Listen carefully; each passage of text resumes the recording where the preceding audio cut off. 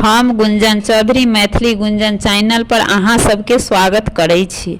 नवविवाहित कन्या पहले बेर कोना बरसाइत पूजा करथिन तकरा बारे में संपूर्ण जानकारी आ पूजा के विधि बताबऽ जा रहल छी। अहाँ सब वीडियो के अंत तक जरूर सुनब। पावन से एक दिन पहले नहा धो क कन्या के अरबे अरबाइन भोजन करऽ के चाही। साँझ में भगवती के, ब्राह्मण के, हनुमान जी के, बिसहरी के, पावन के, गौरी के, भोला बाबा के नचारी सब गीत गाबि क गौरी बनै छै।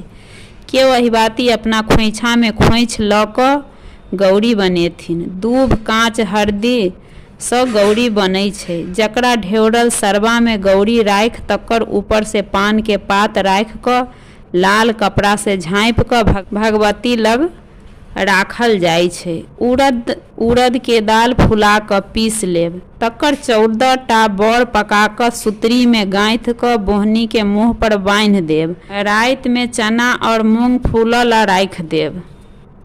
पावन के दिन कन्या के नहा धो क सासुर से आयल वस्त्र पहिर क सब श्रृंगार क खोइछा ल क भगवती के गोर लागि क हाथ में फूलडाली जै में घर पर कन्या बर बनै छै तकरा राखि, माथ पर बोहनी जै में लावा भरल रहत तकरा राखि सब संगे गाछ तर जेती। गाछ तर अइपन राखि देब। 15 टा या 7 टा बियन पर अइपन राखि क सिंदूर लगा क राखि लेब। 1 टा बियन पर नैवेद्य राखब। नैवेद्य 60 टम पड़तै। ओई में 5 रंग फल, मिठाई, खाजा, लड्डू, टिकरी सबटा चीज रहते। आ केला के पात पर गौरी के नैवेद्य राखब। 1 टा बियन के गाछ तर आ 1 टा आम पर सिंदूर पिठार सिंदूर लगा क गाछ तर राखब। 1 टा केला के पात पर लावा राखब। बिसहर माता के नैवेद्य बैस क बोहनी के जांघ तर जाइत लेब, जाइत क राखि लेब। 1 टा बड़ के पात माथ में खोइस लेब।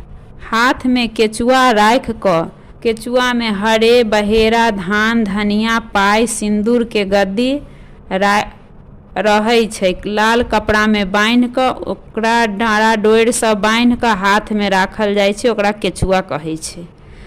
बैस क तखन कथा सुनब। कथा सुनला के बाद गौरी पूजा करब।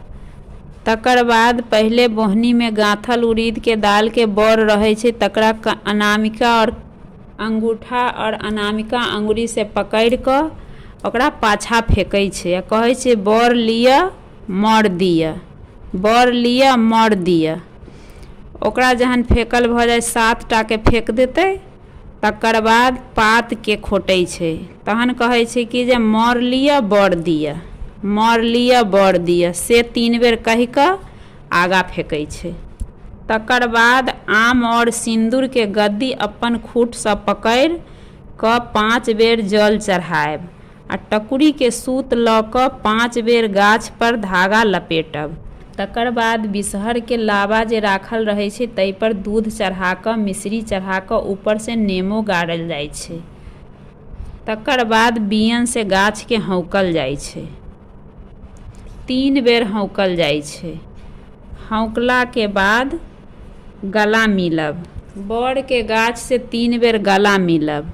गला मिलला के बाद बड़ कन्या जे लऽ जाइ छथिन बड़ कन्या के तकर सिंदूरदान होइ छै। सिंदूरदान होइ छै तहन सिंदूरदान के गीत होइ छै। आ बरसाइत पूजा काल में सबटा के गीत होइत छै। जते गौरी पूजा के गौरी बनऽ के राति में जे गीत भेल रहै छै से सबटा गीत बरसाइत के दिन सेहो होइ छै।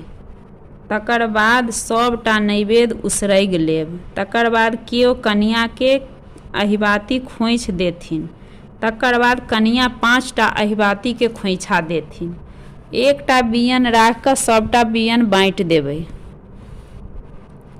घर जाके भगवती के गोर लाग क अपना सँ ज्येष्ठ के गोर लागब। तकर बाद 5 टा अहिबाती के खीर मिठाई के भोजन करेबै कन्या के संगे। राति में कन्या नहीं खेथिन। अगर अहाँ सब कथा सुनै ला चाहै छी तऽ डिस्क्रिप्शन में लिंक दऽ देब। आशा करै छी जे अहाँ सबके जानकारी पसंद आयल हैत। वीडियो नीक लागत तऽ लाइक कमेंट करनाइ नहि बिसरबै।